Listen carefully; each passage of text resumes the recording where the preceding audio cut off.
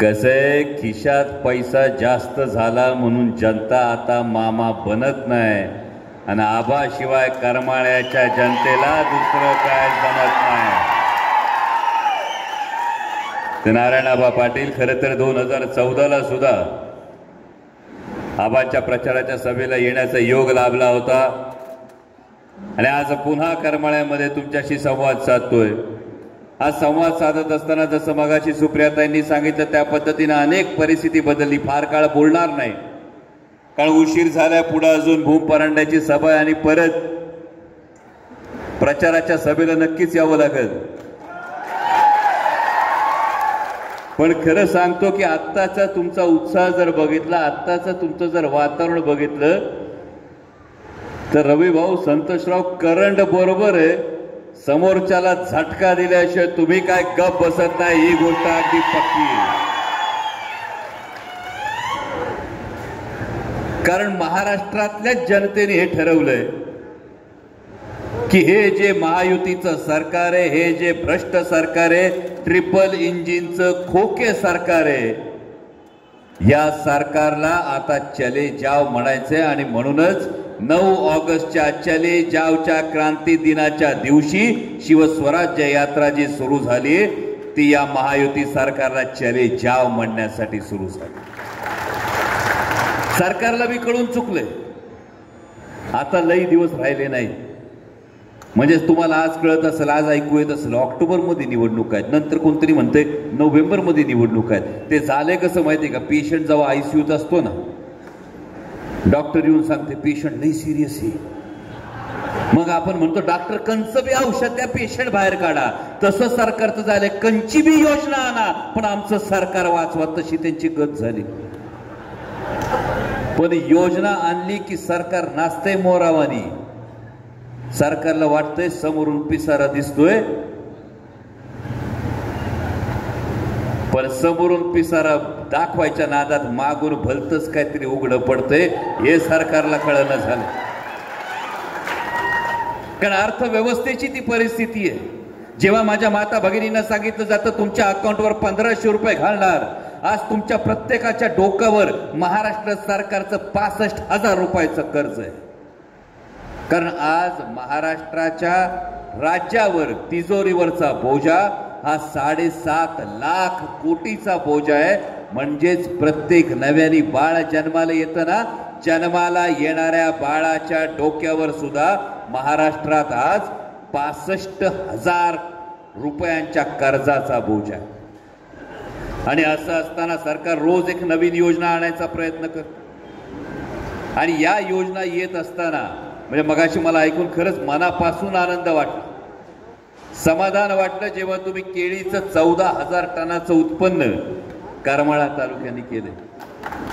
आणि विशेषतः तुमचं मनापासून आभार. तुमच्याशी बोलताना जबाबदारीने बोलावं लागतं, कारण तुम्ही सगळी ती मंडळी आहात ज्यांनी आदरणीय शरदचंद्रजी पवार साहेबांना मतदान केलेलं आहे. त्यांना मत देण्याचं भाग्य हे तुम्हाला लाभलेलं आहे. त्यामुळं तुमच्या सगळ्यांचं मनापासून कौतुक.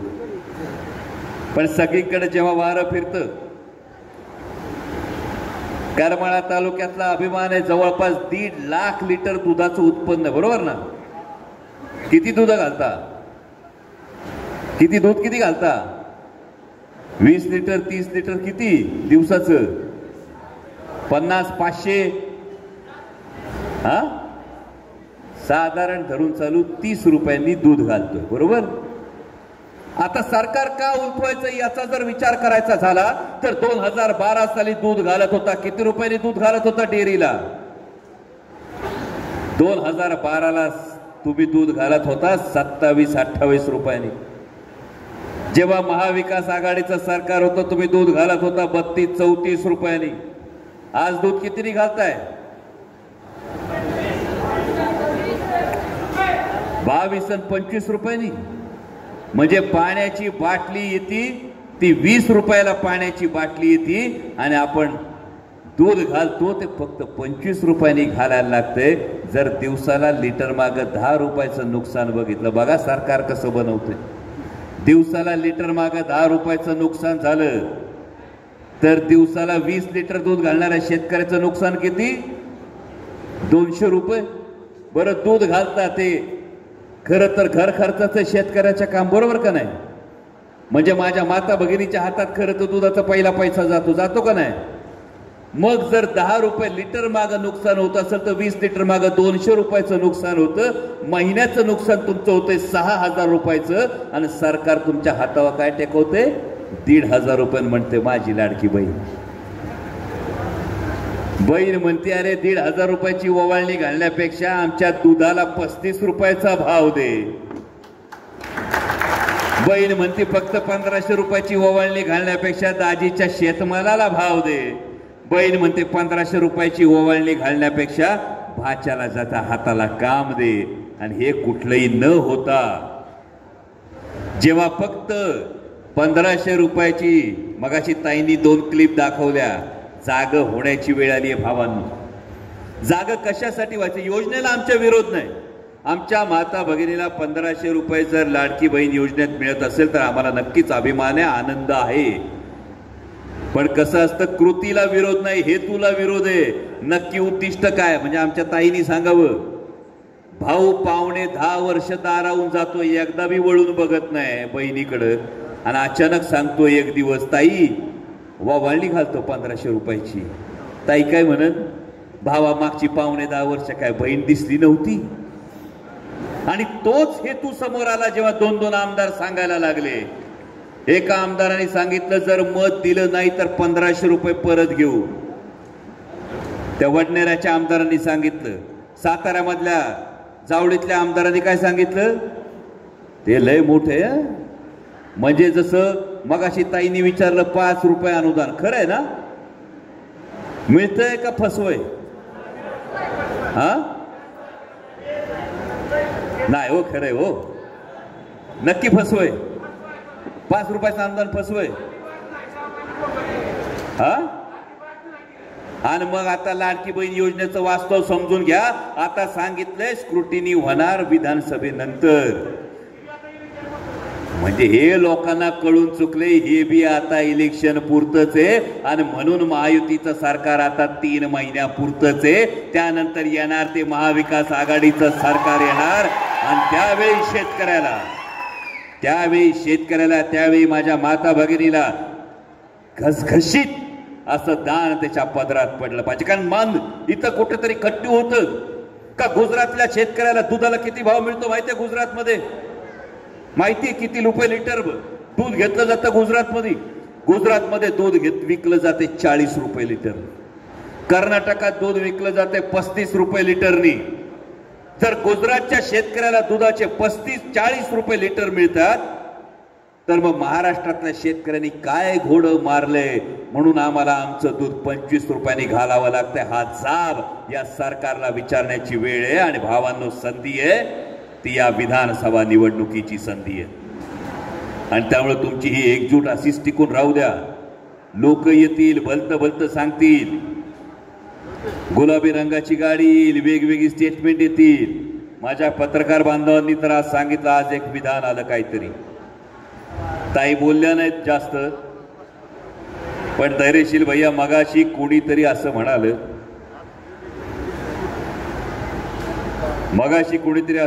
की आज माझं मन सांगतंय त्यावेळी असं व्हायला नको होतं.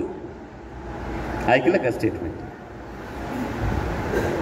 आणि त्यावरून खरोखर असं सुचलं, कोणीतरी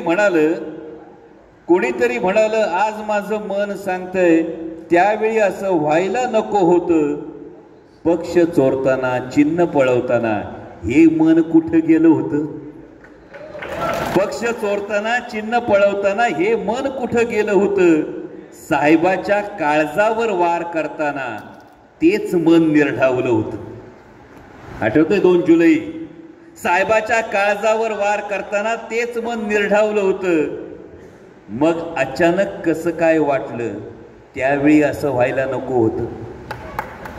की पराभव दिसला, जनतेने झिडकारलं. तुम्ही बघितलं, जेमतेम 5 जागा वाटायला आला, 4 पैकी 1च जागा निवडून आली, रिझल्ट फक्त 25%. म्हणून पराभव दिसला, जनतेने झिडकारलं. की गुलाबी जॅकेट तोकडं पडलं म्हणून म्हणावंसं वाटलं माझं चुकलं म्हणून म्हणावंसं वाटलं माझं चुकलं. पण इतिहास आहे महाराष्ट्राचा, अशा चुकीला माफी नाही. महाराष्ट्राच्या जनमानसात गद्दारीला जागा नाही. आणि म्हणून तुमच्यासाठी हाच एक मंत्र आहे. माग तुम्ही लोकसभेला म्हटलात रामकृष्ण हरी, आता त्याच्या पुढे म्हणायचंय रामकृष्ण हरी वाजवा तुतारी आणि गाडा गद्दारी. आणि ही गद्दारी तुम्ही गाडून महाराष्ट्राकडे मोठ्या आशेनं पाहिलं जातंय. या पद्धतीनं तोडफोड करून, या पद्धतीनं सरकार बदलून, या पद्धतीनं सरकार पाडून, फक्त पैशाच्या जोरावर, आमिषांच्या जोरावर, योजनांच्या जोरावर स्वाभिमानी मराठी माणसाचं मत खरेदी होत नसते. स्वाभिमानी शेतकऱ्याचं मत खरेदी होत नसते. एवढं जर दाखवून द्यायचं असेल तर तुतारी वाजवणारा माणूस आज दिमाखानं महाराष्ट्रात दिसला पाहिजे. महाविकास आघाडीचं सरकार आलं पाहिजे, एवढीच अपेक्षा व्यक्त करतो आणि थांबतो. धन्यवाद. जय शिवराय.